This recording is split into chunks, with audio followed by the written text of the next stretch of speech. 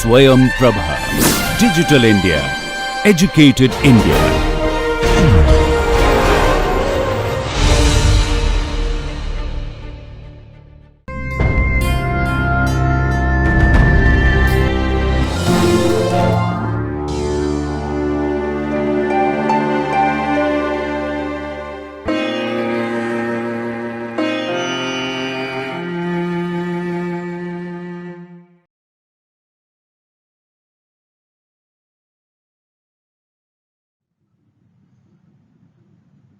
Hello students, this is Professor Ravin Zugade from Department of Chemistry, Rashtrasant Tukodoji Maharaj, Nagpur University. In this module, we will be discussing about lanthanoids and actinoids. Outline of this lecture is Introduction to Inner Transition Elements, Position of Inner Transition Elements in the periodic table, Electronic configuration, Oxidation states, colors, magnetic properties, lanthanoid contraction, and some typical questions based on all of these topics. I have divided this module into two lectures.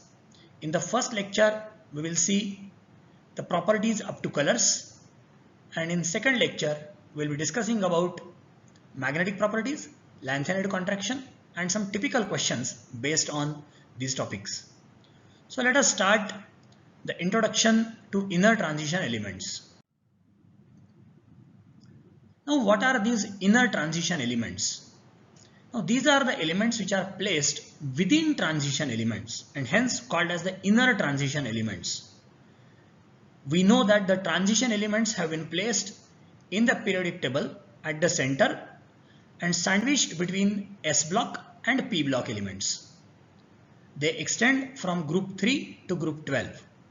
Now, within those transition elements, the inner transition elements have been placed.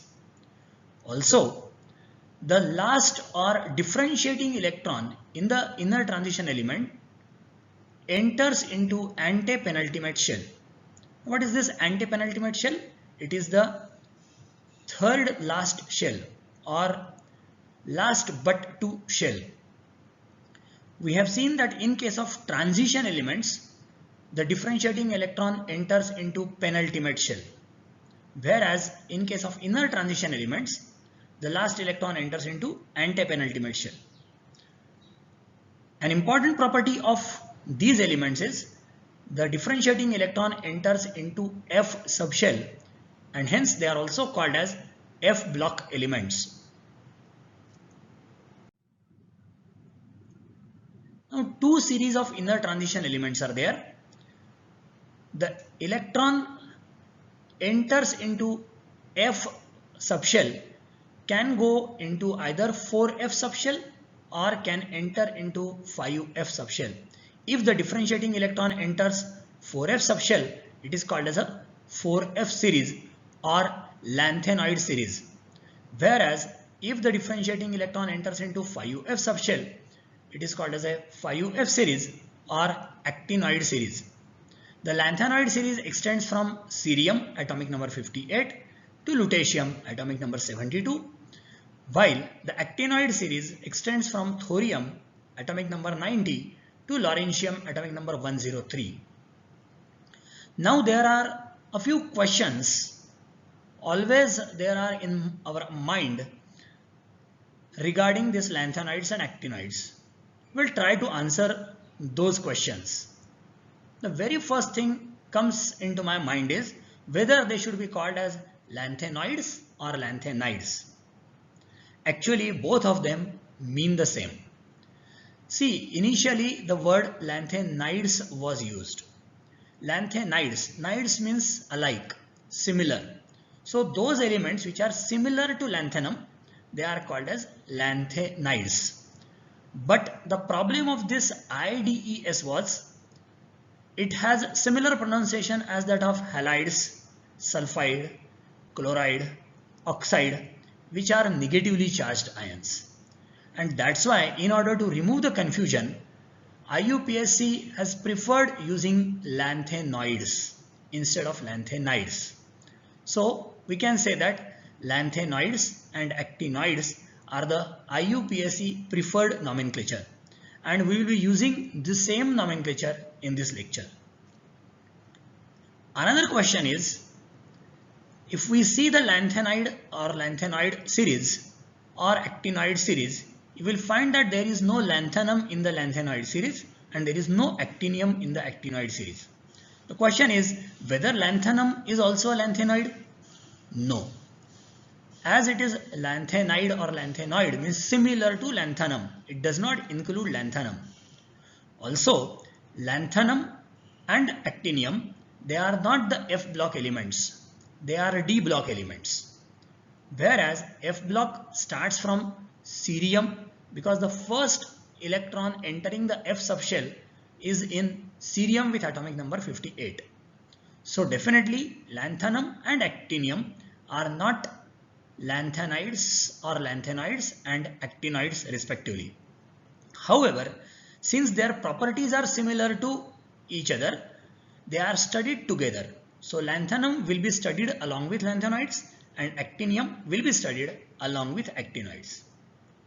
One more question is, you must have come across the word rare earths. Now these lanthanoids are generally called as rare earths. Now what is rare earths? Initially these elements were supposed to be rare in their occurrence or existence, and hence they were called as rares. And earths means oxides. Most of these exist in nature in the form of their oxides, and so this rare earths word was introduced for lanthanoids. However, they are no more rare, they are abundantly available in nature. Now where are these elements placed in the periodic table? There is an interesting position of these elements in the periodic table. We know that in the periodic table, on extreme left side there are S block elements, on extreme right side there are P block elements, and in between you have D block elements. Now if we consider this group 3, you have scandium with outer electronic configuration 3d1 and yttrium outer electronic configuration 4d1.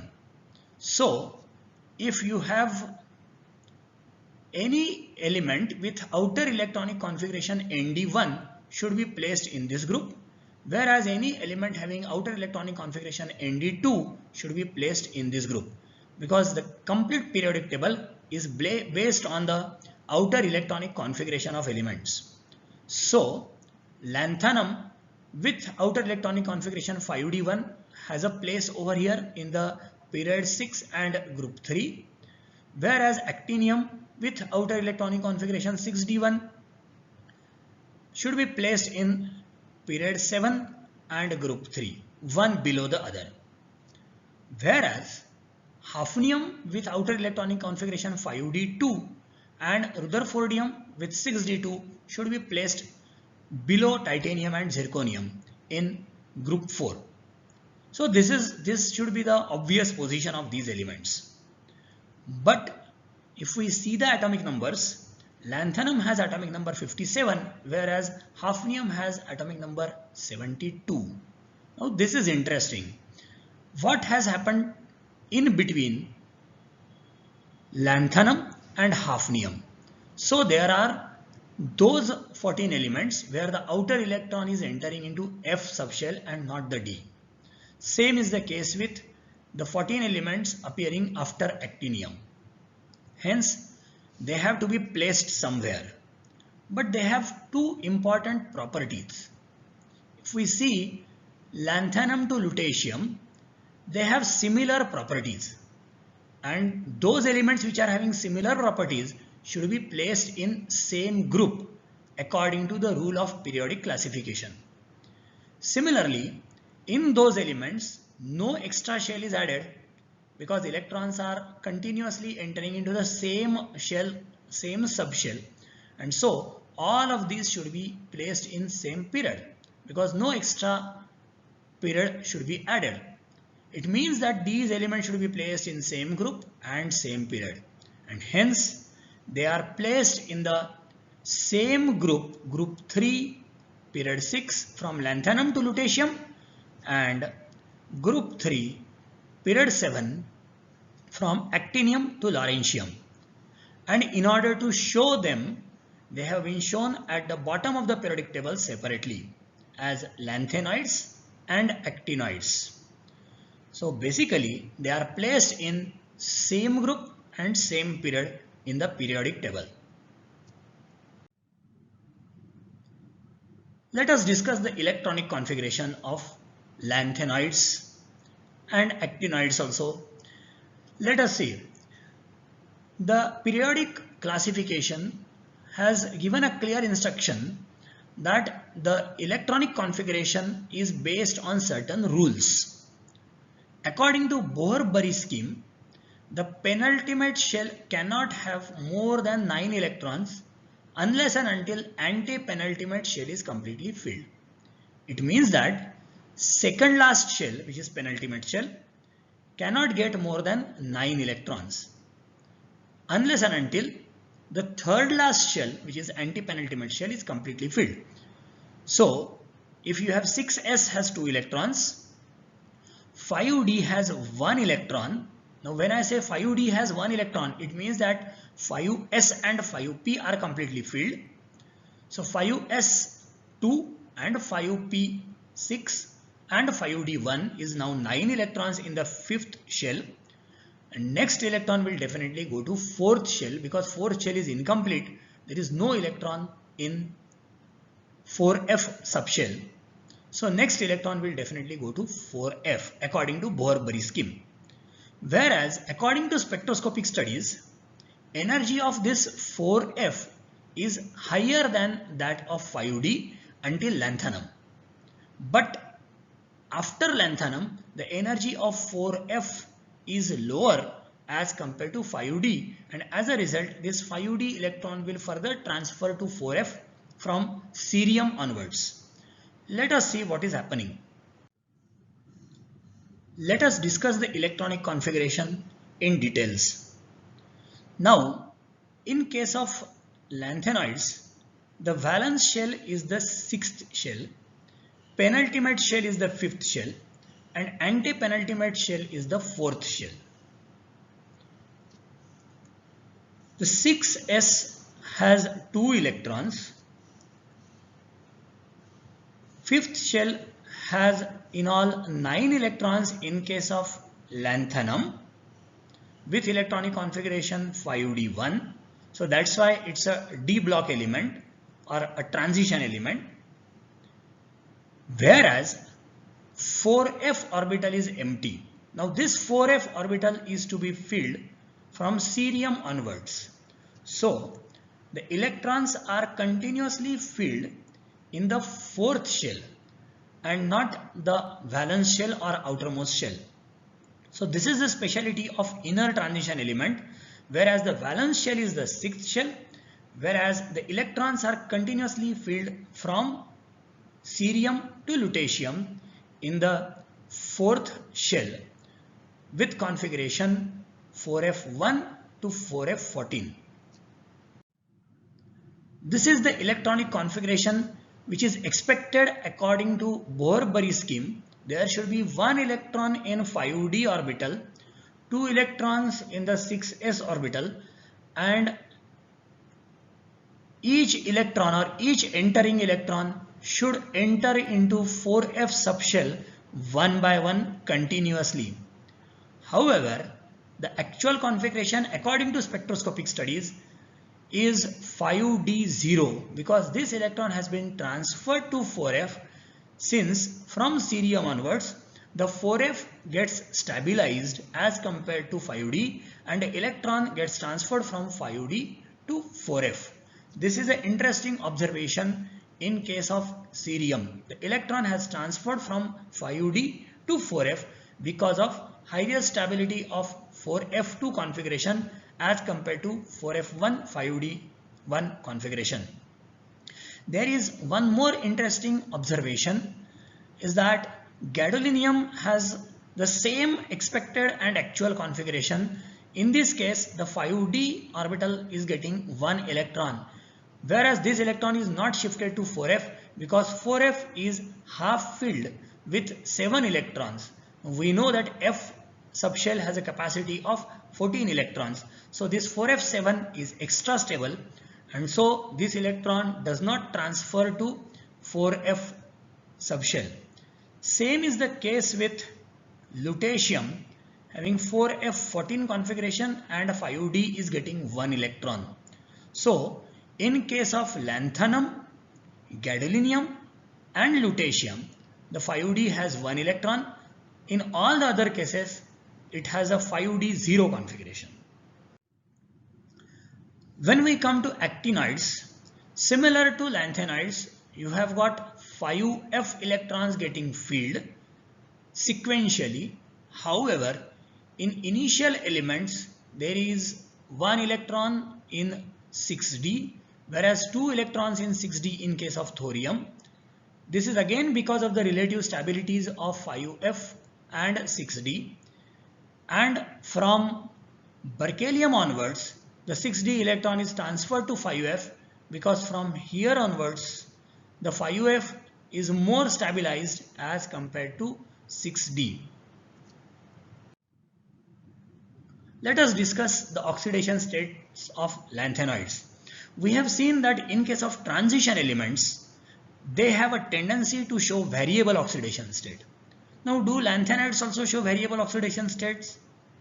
You can see in this table that lanthanides are showing very few oxidation states in contrast to transition elements. Now, in case of scandium to zinc, we have discussed that they have a tendency to show large number of oxidation states up to +6 and +7. Whereas important property of lanthanides is that they are showing +3 as a common oxidation state in all the elements, and in case of solution state, all of them are showing +3 oxidation states. The oxidation states which are shown in bracket represent the oxidation state in solid state, whereas those without bracket are the oxidation state in solution state. Now, this oxidation state of +3 can be very well explained by 5d1 6s2 configuration. Now, if 5d and 6s electrons are lost, it means that it can show +3 oxidation state. Similarly, +2 and +4 oxidation state is shown specially. If we see this cerium, it will have a tendency to lose 4f, 5d and 6s. So 4 electrons can be lost, leading to a +4 oxidation state, and it has a xenon inner core electronic configuration, leading to extra stability. Now, in case of actinides, you will find a dual observation. The first half part of actinide series have a tendency to show variable oxidation states similar to transition elements, whereas the second half is consistently showing +3 oxidation state as a common oxidation state similar to lanthanum. So this is a characteristic phenomena of actinide series. The initial elements, they behave just like transition elements, and the second half elements, they have properties similar to lanthanoid series. Again, +3 as a common oxidation state, +2 and +4 oxidation states are comparatively stable if it leads to configuration of F0, F7 or F14. Coming to the colors of the lanthanoid ions in the ionic state or in complexes or in the hydrated ion form. Now, we have already discussed during the discussion of transition elements that color of any element or color of any species is because of absorption in the visible region of the spectrum. So, if there are electrons in the ground state which can absorb radiation and get excited to higher energy level, there is an electronic transition, and if this electronic transition takes place in the visible region of the spectrum, then it leads to a color, and a color which is observed is a complementary color of color which is absorbed. This we have already discussed during our discussion of transition series elements. Now in case of lanthanoids, the most common species in the solution is Ln3 plus ion. And these Ln3 plus, Ln is a common symbol for all the lanthanoids. Starting from lanthanum to lutetium, we will be using this particular symbol. When it is Ln3 plus, it indicates all the lanthanoid ions. So these ions are distinctly colored in solution as well as in the solid state. And the color depends on number of F electrons. It clearly indicates that the color has something to do with F electrons or the transition within the F electrons. And an important observation is that the color of Fn and F14 minus N ions are same in +3 oxidation state. We will discuss this in details further. Also, it has been observed that F0 and F14 ions are colorless, meaning that there is definitely FF transition taking place, which is not possible in F0 and F14, and hence they are colorless. Also, transition from 4F to 5D is possible, and this is called as a FD transition. And the bands which are obtained in FD transition, they are broad band, whereas the bands which are obtained in FF transition, they are very sharp and narrow and characteristic bands. The FF transition is a Laporte forbidden transition. Now what is this Laporte forbidden? According to Laporte selection rule, the change in azimuthal quantum number should be plus minus 1. It means that the azimuthal quantum number should change by 1 unit in order to show electronic transition. But when I say FF transition, it means that there is no change in azimuthal quantum number, because the azimuthal quantum number of F subshell is 3. And if there is a FF transition, it is transition from L equal to 3 to L equal to 3. So this delta L is coming out to be 0, which is Laporte forbidden transition, and so the colors are less intense. They are faint in color because of the forbidden nature of this transition. Whereas the 4f orbital is deeply placed, and so the effect of ligands is negligible. While discussing the transition elements, we have seen that if the ligand is there, the strength of the ligand affects the color of the complex. Whereas in case of lanthanides, the ligand strength does not affect the color because there is very weak interaction between the f orbitals and the ligands. The FD transition is a Laporte allowed transition because f orbital has L equal to 3, whereas d orbital has L equal to 2, and hence there is a change of L value by 1 unit, and so it is a Laporte allowed transition or allowed by Laporte selection rule, and hence the FD transition is a high intensity transition. Because of this FF and FD transitions, these lanthanide ions are playing very important role in biological tracers, because especially the FF transitions are narrow and characteristics, and hence they can be used to trace these elements in biological systems. Now let us discuss the colors of these ions. Now what I have done is I have placed lanthanum in +3 oxidation state and lutetium in +3 oxidation state. You will find that both of them are colorless. Similarly, cerium and ytterbium, they are colorless. You will see that PR3 positive and TM3 positive, they are green in color. ND3 positive and ER3 positive are violet and pink in color respectively. SM3 plus and DY3 plus, they are yellow in color. EU3 positive and TB3 positive, they are pale pink in color. Now you can see there is an interesting phenomena going on. If we see the number of F electrons in this, you will find that this cerium has one F electron which is unpaired, whereas YB ytterbium also has 13 electrons, but unpaired electron is only 1. So we can conclude that if the number of unpaired electrons are same, the color is coming out to be same. Take another example. In case of Pr 3 positive, there are 2 electrons which are unpaired. Now if we see Tm 3 positive, there are 12 electrons, but still the number of unpaired electrons are only 2. And since they have equal number of unpaired electrons, their colors are identical. Another example, you can see Nd3 positive and Er3 positive. They have equal number of unpaired electrons. One is violet and one is pink, close colors. The same is true for the pink color of Pm and pale yellow color of HO. Slight difference in color, but with equal number of unpaired electrons.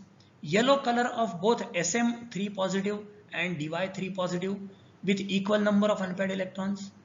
So there is some correlation between the number of unpaired electrons and the colors in case of lanthanoid ions in +3 oxidation state. Now an interesting observation. Ce3 positive has one unpaired electron, whereas Yb3 positive also has one unpaired electron with 13 electrons in the F subshell. Now even if there is an unpaired electron, they are colorless. Now why they are colorless? The reason is that they have a very strong tendency to show FD transition by absorbing the radiation in the ultraviolet region of the spectrum. And since the absorption takes place in the UV region, because the energy gap between 4F and 5D is large, and so absorption takes place in the UV region of the spectrum, and so they are colorless. So transition is there, but the transition is not the FF but FD transition. And FD transition we have discussed that FD transition is spectroscopically allowed transition according to Laporte selection rule. Now, just now we have discussed that in +3 oxidation state, the color depends on number of unpaired electrons.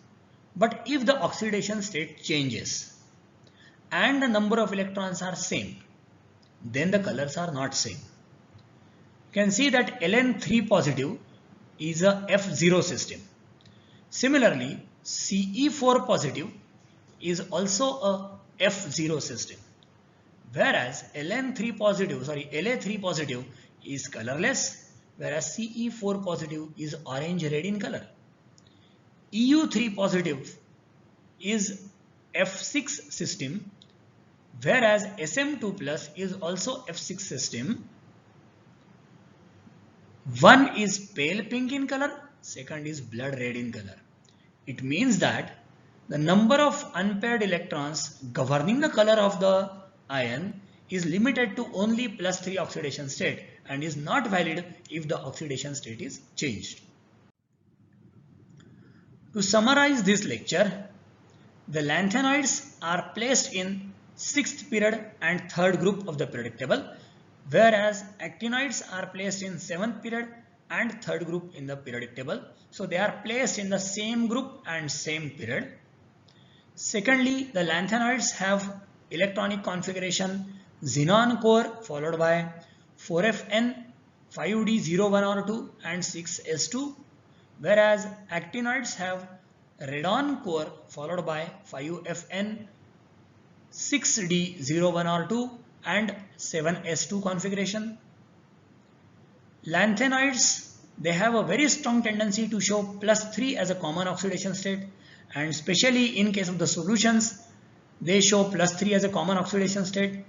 Actinoids also show +3 as a common oxidation state, but actinoids have also a tendency to show variable oxidation state in the beginning of the series. Colors of the lanthanoids are mainly due to FF transitions, and these FF transitions take place in the visible region of the spectrum, and the bands are very sharp bands, but the intensity is low because these FF transitions are spectroscopically forbidden transitions. Also, there is no ligand effect on the FF transitions because F orbitals are deeply placed. Professor J.M. Lane was awarded with Nobel Prize in 1987 for the use of fluorescent labels, lanthanide crypteds. Now these lanthanide crypteds, they play a very important role as biological tracers because of their fluorescence activity. This is all about this lecture. We will continue the remaining part of this lanthanides and actinides in our lecture 2. Thank you very much.